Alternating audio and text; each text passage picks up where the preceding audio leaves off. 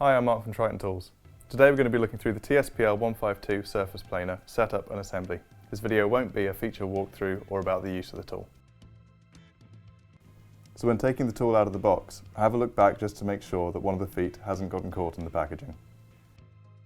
If a foot's come off, it's an easy fix. Just lift the tool up and place it in with a long edge to the front or the back face and drop it down. So as with any new power tool out of the box, you want to just check that everything's there, that nothing is damaged, and that every bolt that should be tight is tight. And before you go anywhere near the blade, make sure you've got a good set of gloves as well to protect your fingers. And while hex keys are provided, it'd be good to have your own set just in case. So the first thing you want to do is attach the carry handles to the end. This will make this easier to manoeuvre during the build, and you have more access before the fence and blade drum guard go on. The carry handles, 2 of them, look like that. Are using 4 M8 30mm hex screws with washers. So after making sure that the blades are not visible, I'd recommend turning the tool towards you on its front so that you don't pinch the cable. Start with one of the handles, one of the screws, and locate it with your fingers initially. Place it through the hole and find that thread. Now I recommended the top one because this way you can place the hex key into the bolt and simply rotate it until this side is tight.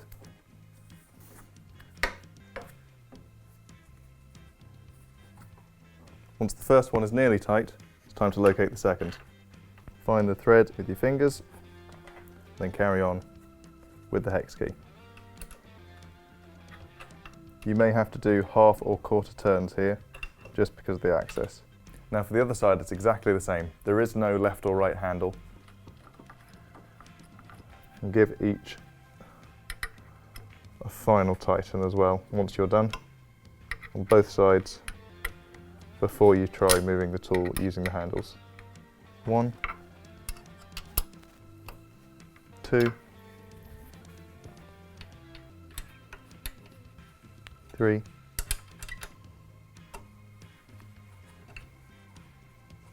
4.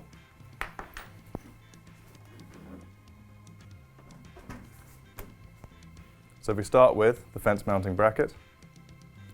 This machine side up attaches to the bracket mount here. Put it in place and locate the holes. And using 2 M8 20mm screws, pop those in and locate the thread. Now you'll be using the same hex screw as for the handles that we've just installed. So make sure you keep that handy. Now before you tighten this fully, being the structural part that this is, you're going to want to make sure the bolts are nice and tight, but you also want to make sure that this is level to the table. And once you're comfortable that's level, just give the bolts one last push.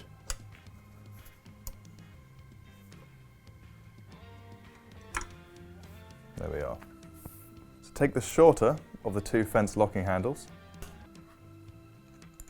apply the 10mm spacer, and take your fence locking plate, it's this one here, with the dovetail, to marry this second dovetail over here, pins at the bottom, place it up through the underneath of the tool, and locate it against that edge there. Holding it in place, take your shorter fence locking handle and simply start winding that in. Not so that it's fully tight, but so that it's tight enough to hold itself in place. Now both of these fence locking handles are spring-loaded, so that if when tightening it would contact another part of the tool, you simply pull the handle out, twist it round to relocate it, and continue tightening. On the far side of the fence locking plate, there's this bolt here, should you need to adjust the fence locking plate forward or backward to keep it sturdy at all. You simply tighten it to where you want it to be, and then tighten the nut that's on the bolt. So next we're going to need to attach the fence to the fence sliding bracket. You're going to be using 2 M6 25mm screws, and these will come already in the fence. So you need to remove those using the hex key provided. Make sure when you're doing this, you retain the small spring washers that are on these bolts. You can identify the top of the fence by the warning labels stuck to the top, and the chamfered edge is the bottom. There are two sets of magnets. These bottom two are for holding the blade drum guard when the blade is not in active use. This one locates the stop block on the back of the fence. If you need to move the fence left or right relative to the centre of the tool, you can undo these bolts or loosen these bolts and slide this bracket left or right. This piece here is the fence sliding bracket. It consists of an arm to move the fence to the desired angle, a spindle which you'll attach the fence to, a sliding red blade drum guard to protect you from the blade when it's not in active use, two stops to align the fence at 45 degrees. So to attach the fence to the fence sliding bracket, I've put it on a 45 to make it easier to see. I'm going to move the arm over. So the spindle on the arm has two sides, one with a larger hole and one with a smaller hole. When placing the bolts in to attach the fence, you want to place them into the larger side first. Make sure the spring washer is there, because if you place them in the shorter side, the bolts simply won't be long enough to attach in the fence. And just get them going in on both sides before tightening them up with the provided hex key. You're going to want to make sure these are pretty tight.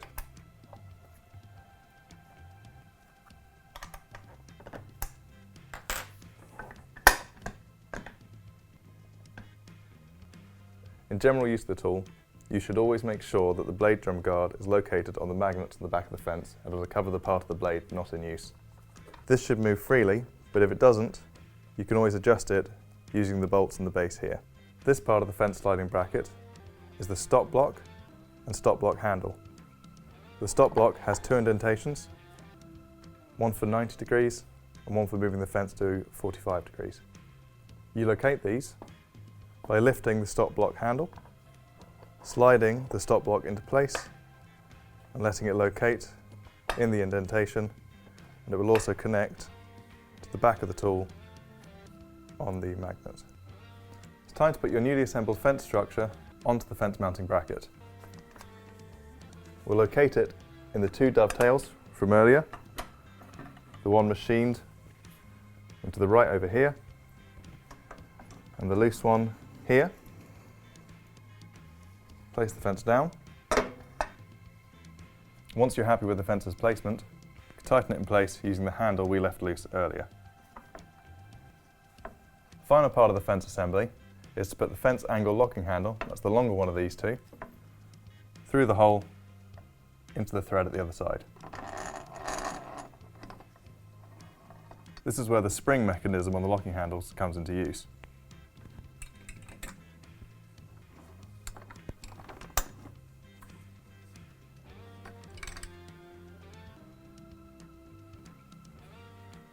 As mentioned earlier, we're not going to be going through the use and the features of the tool today, but I am going to show you how to adjust the fence to the 9T. We set it to 90 at the factory. It's best to check it yourself using an engineer's square, as it may have moved during transit.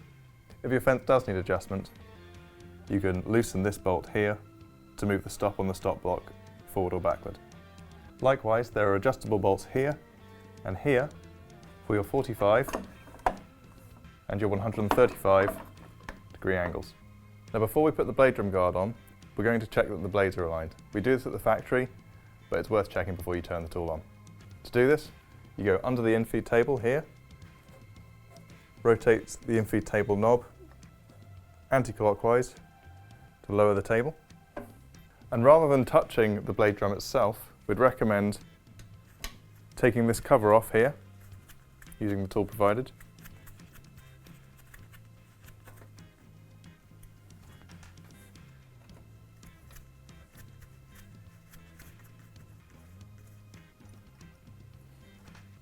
and lifting this cover up once the bolts are out will expose the belt, and you can then turn the blade drum without touching the blades. What you want to do is loosen the fence and rotate it out of the way. best just lock it in place where it is so it doesn't move while we're doing this. Rotate the drum using the belt so that the blade is at its apex, at the tallest point. Take your straight edge and place it flat on the outfeed table, not the infeed table. And the blades should just come in contact with the straight edge as the drum rotates. Now it's best to do this on the inner, the middle and the outside of the drum. Just check the blade's perfectly flat. And this one's close enough, but just for my own sake, I'm going to give it a little adjustment on this side to untighten the 4 bolts that hold the blade in place.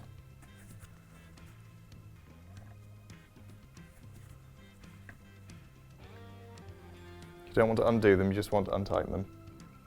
Rotate the blade so that the bolts to align the blade are visible. What you want to do is you want to rotate the tool anti-clockwise to move the blade up, or clockwise to move the blade down. Now of course I'm exaggerating this so that you can see it happening. Once you're happy with the blade's position, rotate the drum back and tighten the same 4 bolts using the tool provided so that the blade's not going to move anywhere. Repeat this process of both blades on the drum. Once you're happy with their position, replace the belt cover and put the screws back in place too.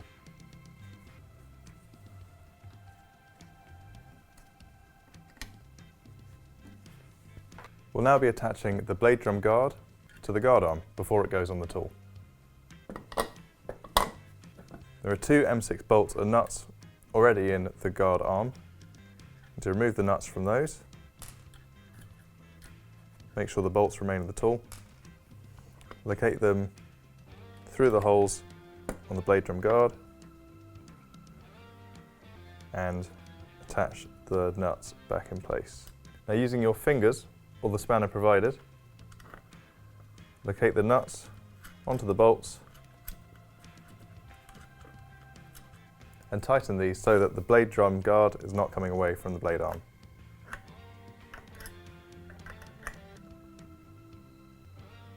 Next we're attaching the blade guard to the tool using the 2 13x20mm bolts and spring washers. The larger side of the spanner provided will help you tighten these. Last thing left to do is to run the tool. I found this pretty gnarly piece of wood here. It's got a good bow in one side and not a very square edge.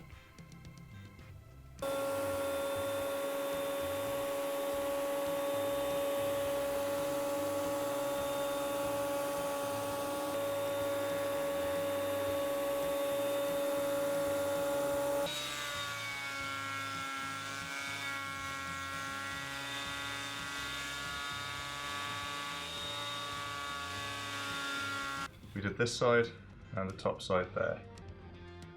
Okay, so what we've got now is a perfectly square piece of wood. You see how gnarly that was before. So there we have it. I hope this helped you get your tool set up and ready to use. Let us know in the comments what you want to see next, and we'll catch you in the next one.